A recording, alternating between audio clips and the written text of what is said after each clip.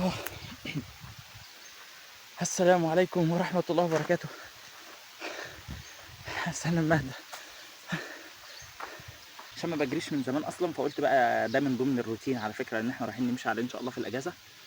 هنمشي على سلسلة كده أنا سميتها على اسم القناة عشان تبقى حاجة مميزة كده، حاجة اسمها سمر ماستر مايند، يعني اللي هو الصيف واسم القناة أصلا ماستر مايند.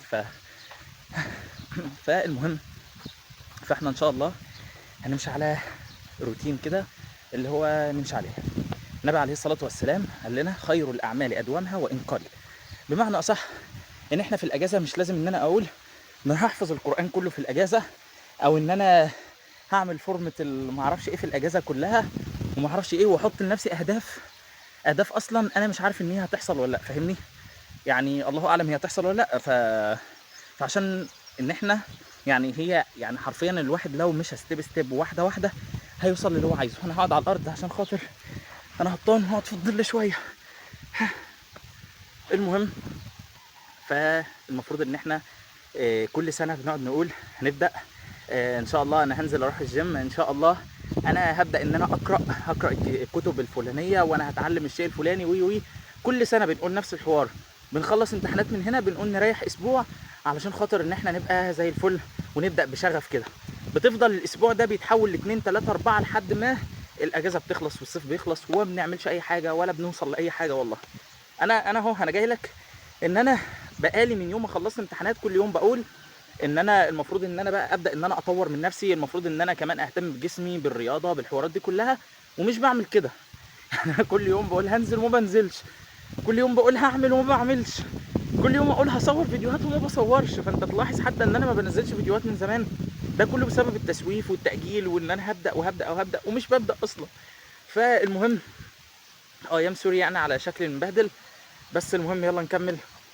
فان شاء الله احنا ناويين يعني ان احنا هنمشي كده على روتين اللي احنا هنطور نفسنا في الاجازه، وفي نفس الوقت من غير ارهاق. يعني اليوم مثلا 24 ساعه، فانت يا دوب مثلا في التطوير بتاعك ساعتين في اليوم، مثلا ساعه في اليوم، ومتفرقين. يعني انت فاهم، يعني الساعه مثلا في ربع ساعه هتعمل حاجه، 10 دقائق هتعمل حاجه، وهكذا. فاهمني؟ فبس وان شاء الله نخلص يعني نخلص الاجازه دي واحنا منجزين حاجات كتير حرفيا. ف واستنى برضك عشان خاطر انا في نهايه الحلقه ان شاء الله، في نهايه يعني انا بعتبر كل فيديوهاتي بتكلم بقول عليها فلوج، مع انها مش فلوج ولا حاجه، بس انا بسميها فلوج. فاهم؟ عشان انا ما يعني بحس ان هي متنوعه كده، وبحس ان انا بتكلم بطبيعتي وبتكلم براحتي. فاهم؟ فقشطه يعني. المهم، انا هطلع دلوقتي اخد دش كده واظبط الدنيا وادخل اوضتي عشان اوريك هنعمل ايه ان شاء الله. قشطه. اه، اخدت دش الحمد لله، واذن العصر اذن، قلت بقى انزل اصلي العصر الاول واطلع ان شاء الله كده اتغدى، وبعد كده نبدا ان احنا نصور بقيه الفيديو. يعني مش وفي حاجه كمان، يعني اي حد لسه بيمتحن او كلام من ده كله، يعني انا والله انا كان نفسي ان انا ما استنى وما اصورش اصلا الا بعد ما تخلصوا امتحانات، كله يخلص امتحانات. بس عادي، انت ممكن تبدا في اي وقت. فاهمني؟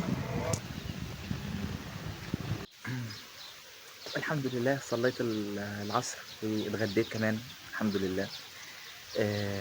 وجاي لك دلوقتي عشان هقول حاجه بس كده قبل ما ندخل في الروتين. تمام؟ اي واحد لسه بيمتحن، فانا عايزك تكون مبسوط جدا. ليه بقى انت مبسوط؟ اقول لك ليه. علشان خاطر انت بص كده، انت لسه كام يوم وتخلص. حلو؟ هتلاقي ان انت لسه لك في اللي لسه له اسبوع، في اللي لسه له 10 ايام، 20 يوم، ايا يكن. انا عايزك بس تبص لنص الكوبايه المليان دايما دايما دايما. انت بقالك سنه كامله، شوف كام شهر بتذاكر وطالع عينك وبتعمل كل حاجه. يعني حرفيا انت مريت بكل حاجه، مريت بلحظات حلوه لحظات وحشه، مريت بكل حاجه. فخلاص انت دلوقتي في النهايه هتيجي في الاخر وتيأس بقى. هتيجي في اخر كام يوم وتقول انا ما عدتش قادر، انا عايز ما اعرفش ايه. فبص اوعى تقع في الحاجات مش كويسه دي خالص يعني. فهي هانت والله. انا عايزك يعني تصبر نفسك. انا هفضل اقولها لك كل مره. انا كنت في اخر ايام امتحاناتي ببقى مبسوط جدا. والله العظيم الناس كانت بتبص لي اللي هو انت مبسوط ليه يا ابني؟ انت في ايام امتحانات. يا حبيب قلبي انا مبسوط عشان هخلص. انا كنت ببص ان انا خلاص، انا دلوقتي في اخر الرحله وفي اخر في اخر حاجه، انا خلاص هخلص. فاهمني؟ فاتبسطت.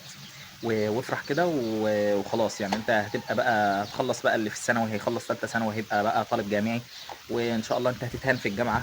انا بقول لك من دلوقتي، عشان اول ما تدخل الجامعه هتقول ثالثه ثانوي ايه دي، ثالثه ثانوي دي تافهه جدا، ايه التفاهه دي، وهتلاقي نفسك يعني واخد كل حاجه بتفاهه يعني، فاهمني؟ ف استعد.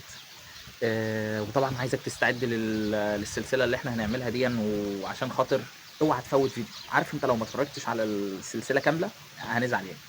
فان شاء الله يعني هنطور من نفسنا وهنفرح وهنتبسط، وبص وهتاخد اجازتك وهتبقى زي الفل. وانا داخل اعمل اي حاجه اشربها كده وادخل اوضتي عشان اوريك هنعمل ايه. انا من ساعتها قاعد اقول لك هنعمل ولسه ما قلتلكش. يلا. بسم الله الرحمن الرحيم. والضحى والليل إذا سجى، ما ودعك ربك وما قلى، وللآخرة خير لك من الأولى، ولسوف يعطيك ربك فترضى. ألم يجدك يتيما فآوى، ووجدك ضالا فهدى، ووجدك عائلا فأغنى. فأما اليتيم فلا تقهر، وأما السائل فلا تنهر، وأما بنعمة ربك فحدث. ما تهنتش بالفيديو والله، قالوا لي انزل هات لنا سلك، فنزل راح اشتري سلك وبعد كده اطلع بقى اكمل الفيديو. اعمل ايه؟ ثانية واحدة اما احط التليفون مكانه اكمل بقى بقية الفيديو. على فكرة انا الفيديو باظ مني اكتر من مرة، وكنت اللي هو قلت خلاص مش هنزله، فيعني مش هصوره دلوقتي، وكنت هقعد اتأخر تاني واسوف، بس يعني يارا قالت لي لازم تقوم تصوره، فقلت لازم اصوره فعلا يعني، حتى اصحابي وكده، الحمد لله. المهم انا اشتريت النوتة دي مخصوص علشان خاطر ان انا مثلا اكتب فيها الروتين بتاعنا الواحد هيعمله مثلا في اليوم وكلام من ده كله. فانا كنت كتبت الروتين ده هوريه لك دلوقتي، بس عشان هقول لك اللي فيها الاول وبعد كده هصورها لك لو انت عايز تاخدها سكرين، او ممكن تكتبها في نوتة، تشتري نوتة صغيرة كده وتكتب فيها اللي انت عاوزه. طيب احنا قلنا ان انا مثلا عندنا مثلا ممكن الواحد ان شاء الله احنا قلنا هناخد ساعة واحدة في اليوم. طيب انا ممكن احفظ ان شاء الله باذن الله 3 ايات قرآن في اليوم. الثلاث ايات دول مثلا هياخدوا منك ربع ساعة بالظبط، مش هياخدوا منك اكتر من ربع ساعة والله حفظ، فاهمني؟ ممكن الايه تبقى صغيرة الايه تبقى كبيرة، فعلى حسب يعني. فان شاء الله مش هتاخد منك اكتر من ربع ساعة. إيه، احسب بقى مثلا اجازتك قد ايه، مثلا اجازتك شهرين ايا يكن، فهتيجي على اخر الاجازه هتلاقي نفسك حفظت كميه كويسه، فاهمني؟ مش شرط انك تقول انا هحفظ القران كامل انا هعمل كذا، ممكن ما تحفظش، انت فاهم قصدي ازاي؟ وتحبط، فبالتالي احنا كده وصلنا لايه؟ ما عملناش حاجه. لكن لو ما واحده واحده وحاجات صغيره كده، في الاخر الواحد هيحس ان هو عمل حاجه كبيره جدا يعني. فان شاء الله ان شاء الله هنحفظ كل يوم 3 ايات قران. تاني حاجه ان احنا مثلا هننزل مثلا نجري ربع ساعه كل يوم. لو بنت ماشي اعملي تمارين في الاوضه بتاعتك، انت فاهم حاجه؟ فاللي هو قشطه يعني، مش شرط ان كله ينزل يجري يعني. عايز تروح الجيم فقشطه برضو، الدنيا تمام. بمعنى اصح انك تهتم بجسمك ربع ساعه في اليوم، ربع ساعه بس، انا مش عايز منك اكتر من ربع ساعه. لو انت بتنزل الجيم وفت كده والدنيا تمام انزل، بس طبعا ما تزوق يعني، مش كل يوم بقى، فاهم يعني؟ اكيد انت فاهم، انت راجل بتروح الجيم وعارف انك في يومين بتريح عشان خاطر الفتيج والكلام من ده كله. بعد كده تالت حاجة انك تتعلم حاجة انت بتحبها، بمعنى صح، او مش تتعلم، تتعلم لغة مثلا، انك مثلا بتحب تقرأ كتب فانك تقرأ كتاب جديد، كلام من ده كله، كل يوم ربع ساعة بالظبط. انت لو حسبت الحسبة كلها على بعض هتلاقي ان انت اصلا ما اخدتش ساعة، فاهمني؟ او ساعة واحدة في اليوم، فانت قدامك 23 ساعة تانيين، نام براحتك واطلع وتفسح وروح تعالى ويمين، انت فاهم قصدي ازاي؟ فحتى لو انت مخلصتش امتحانات دلوقتي، انت يعني قشطه، انت ان شاء الله اول ما تخلص امتحانات من اول فيديو شوف انا قلت ايه يعني، فاهم؟ قشطه يعني براحتك.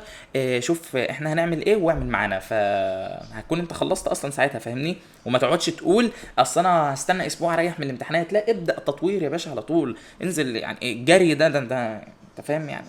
المهم فهوريك بقى الحاجات اللي انا كاتبها. فاحنا صورنا كده دقيقتين، لسه دقيقتين. هوريك اهو. بص، مثلا اهو 3 ايات قران، مثلا ربع ساعه جاري، ونص ساعه مثلا انا كاتب الماني، او يعني انت فاهمني. ايا يكن انت هتعمل ايه، انت ممكن سواء بقى لغه او سواء مثلا كتاب، فاهم؟ زي ما قلت لك. وبس. انا اتمنى ان انا ما اكونش طولت، ولان يعني ده المهم جدا. وانا قلت لك في نهايه كل فيديو ان انا هقول لك حديث، يعني قصدي سنه موجوده عن النبي عليه الصلاه والسلام. وفي حديث انا كاتبه لك اهو كمان عشان خاطر اصوره لك، وان انت ممكن تاخده سكرين برضو. قال صلى الله عليه وسلم: لا اله الا الله. بسم الله. من احب سنتي فقد احبني، ومن احبني كان معي في الجنه. رواه الترمذي. ف اللي انا عايز اوضحه لك ان انت لازم يعني انا كل مره هقول لك مثلا سنه مهجوره عن النبي عليه الصلاه والسلام، ولو انت مش عارفها فده انت تعرفها ونعرفها سوا، فاهمني؟ ولو انت عارفها ده انا بذكرك عشان خاطر انك تعملها. ما هو اكترنا عارفين سنن كتير لكن ما حدش فينا بيعملها، فاهمني؟ طيب ايه السنه اللي انا جاي لك بقى النهارده، او ايه اللي انا راح اقولها لك؟ السنه اللي انا جاي لك بقى النهارده ان النبي عليه الصلاه والسلام كان في صلاه الفجر كان بيقرا سوره الزلزله في الركعه الاولى، وسوره الزلزله في الركعه الثانيه.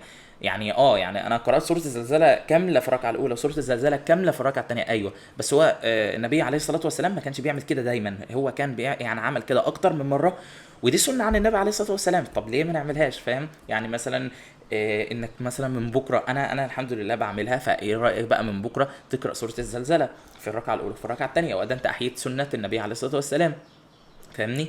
فبس يعني انا كنت عملت السنه دي وانا بصلي بهم في المسجد.